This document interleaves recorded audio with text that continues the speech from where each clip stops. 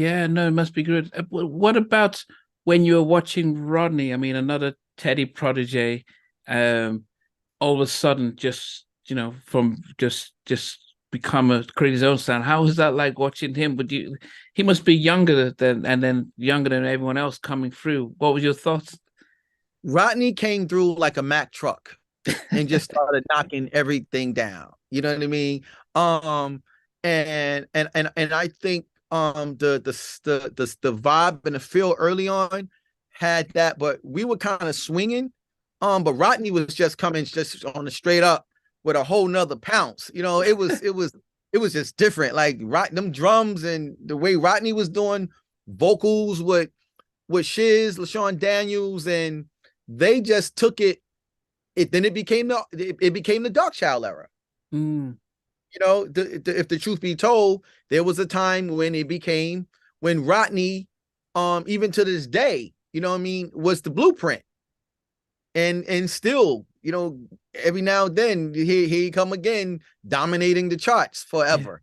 yeah, you yeah, know, yeah, yeah. so he never stops. And so, but when it comes to, I learned so much from RJ because when it comes to sonics and stuff, like Mm, he gets it on a whole nother level. yeah. You mentioned that you helped create the gospel division at Island. And from some artists that I've worked interviewed, those who were signed to majors, then they actually went and did gospel. One of the things they said is actually the gospel side of the recording industry actually was probably a lot darker than the urban side because they there was a lot of hypocrisy with some of the artists that they felt. I don't know how it was like. It's one thing recording the music, but then do you have a sense of making sure that they're living what they're saying, the artists? Well, I don't. Unfortunately, I'm not in a position where I had to police people's lifestyles. I was just hired to produce a record. Mm, So I've only had to interact with artists when we were in the recording process. mm. I didn't have to follow them home. I didn't have to go out and hang and have dinner. I did the record Mm, and gave it to the record company, and then they did what they do. So there's stories about gospel artists, just like there's stories about hip hop or R&B artists. Nobody's perfect.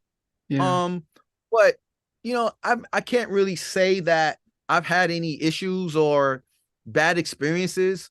Mm, Because I do my job, I go home, they go home, it's all good. yeah. So one of the things that I one of the things that because there was a time I worked at Edmonds Entertainment where briefly when I was in LA and I remember that I was contemplating the looked at the gospel side of music and I thought that the message was always, in fact, as I put my kids to bed, they read the gospel where it says, the healthy don't need a doctor, just the sick." But then it was like, well, how do you get the message to those who don't know the gospel if you're just singing gospel music? And it seems like, when we said earlier that some churches think, oh, you're working in the secular industry, we're cutting you off. Mhm. Did you ever think about, okay, if I'm making music, I wanted to reach everybody, but hopefully still somebody will pick something inspirational from what I'm creating. I don't necessarily need to put in um biblical Jesus and God and all this just to become an effective Christian record, but I can make a message a record about love and redemption and forgiveness, but which might come across, which will play on all the stations, but might have a different impact on whoever's listening. Was that ever in the reckoning, or were you one of those that thought, "Yep, if I'm doing a gospel album, this is to reach, this is what God's work, and so I'm dreaming. This is just to hone my career, my craft." Yeah, my work, my occupation in regards to music has been just that. If I'm doing a secular song, it's for the industry. I want to just make sure it's written well with the best artists and hope and with hopes that the record company and the executives would get behind it. That's the business side of the music, right?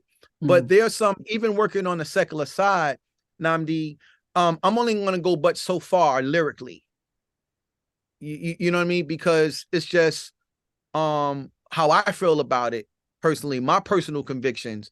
So when I'm doing gospel music, there's styles, right? And then there's hymns and spiritual hymns and psalms. So if I'm doing something mainstream that I feel is a faith-based driven record that I do want to resonate beyond the four walls of the church, like the single God is Good, right? Whether you in Japan, whether you in Australia, whether you smoking a blunt on a corner in front of the projects in Brooklyn, if you say to someone, God is good, right? More than likely, they're going to say what? All the time, right? Yeah. So I wanted to put something out there that everybody, whether you were a Christian, a believer, a non-believer, whatever, when you heard the song, you had to say, you know what? Even on a bad day, God is good. Regardless to what you're dealing with, who you are, what walk of life, the fact remains that we're still here, we're blessed, and God is good. So you have to know how to balance it out and how to work on both sides. Yeah. Hey guys, thanks for watching. Thanks for being part of the Halftime Chat community. Please remember to like, share, and subscribe. But most importantly, why don't you consider being a member? That's a way of supporting the channel, but also getting a lot of videos ahead of time, a lot of behind the scenes stuff, and some exclusive content that doesn't get shared. But anyway, thanks for watching, and thanks for being part of Halftime Chat.